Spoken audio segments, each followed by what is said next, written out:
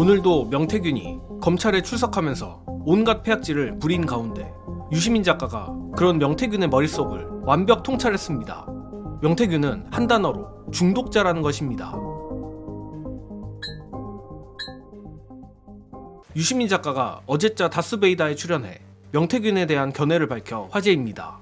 일단 결론부터 말씀드리자면 명태균의 심리 상태가 사실상 권력자, 즉 김건희, 윤석열과 거의 흡사하다는 것인데 재밌게도 저로선 유시민 작가가 명태균의 심리를 꿰뚫으면 꿰뚫을수록 마치 김건희에 대한 설명을 듣는 느낌이 들었습니다.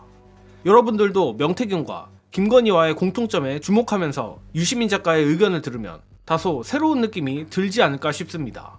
서론은 여기까지 하고 명태균에 대해 중독자라고 평한 유시민 작가의 통찰 보시고 오겠습니다. 이 명태균이라는 사람은 그 사람의 말과 행동을 볼 때 어떤 사람이냐 하면 노력하는 사람이에요. 노력하는 방식이 이상해서 그렇지. 어떤 삶과 인간관계와 세상을 보는 기초가 없는 사람이에요. 자기 말처럼 24살 물 때까지 소젖 짜다가 부처라 그러고 미륵이라 그러고 그런다는 걸 과시를 하잖아요. 도파민 폭풍이에요. 그렇게 살던 사람이 뉴스에 나오는 어마어마한 사람들한테 접근을 해서 소통이 되고 교감을 이루어서 자기가 뭔가를 해주고 요구를 하고 그것이 관철되고 윤한홍 권성동 이런 소위 친윤 실세 윤핵관들을 꺾고 김영삼 공천을 받아내고 이런 일이 있을 때마다 머릿속에서 도파민 폭풍이 일어나는 거예요. 자기 삶의 존재 의미 이런 것들을 알게 되는 거죠. 거기서 도파민이 할 때 나오는 물질이잖아요. 권력을 행사할 때 또 나오는 물질이에요.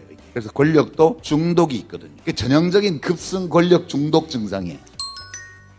앞에서도 말했지만 저는 유시민 작가가 말씀하신 부분에서 명태균을 김건희로 바꿔도 맥락상 전혀 이질감이 없다고 생각합니다. 즉 김건희 역시 자신은 일개 민간인인 영부인일 뿐이지만 윤석열이라는 꼭두각시를 내세워 국정을 주무르는 것에서 머릿속에 도파민 폭풍이 휘몰아쳤을 거라는 겁니다.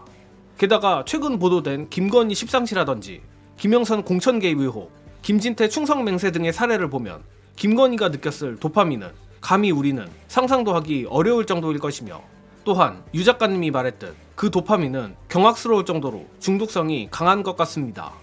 다시 본론으로 돌아와 그렇다면 도파민 중독자이자 기본적으로 사자인 명태균이 어떻게 이토록 국정에 깊숙이 개입할 수 있었냐가 중요한 부분입니다.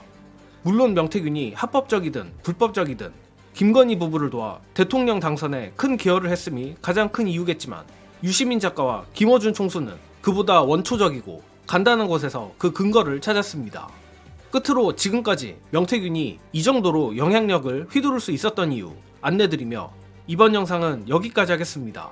시청해주신 여러분 감사합니다.